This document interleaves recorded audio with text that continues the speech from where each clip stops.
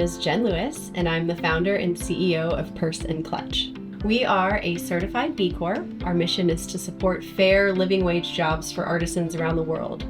I started Purse and Clutch on accident. I had been living in Honduras and was teaching high school chemistry, and on the weekends I would volunteer at different nonprofits and realized that the biggest impact that I can make on community development is through creating jobs, where you pay people a fair wage, where they are respected for the work that they do, and then you can see this long-term impact that it has on the individual and then on the family and on the community as a whole. I think it's really fun to be able to look at the design and then add in the functionality so that it's both. It's a beautiful bag and it works for all different circumstances. I put everything on a spreadsheet. I think about exactly how long a zipper is, and I make sure that the dimensions of the crossbody strap will work for all different body types. I love designing bags that are both beautiful and functional. I am so impressed by the artisans and how they're able to handcraft these bags.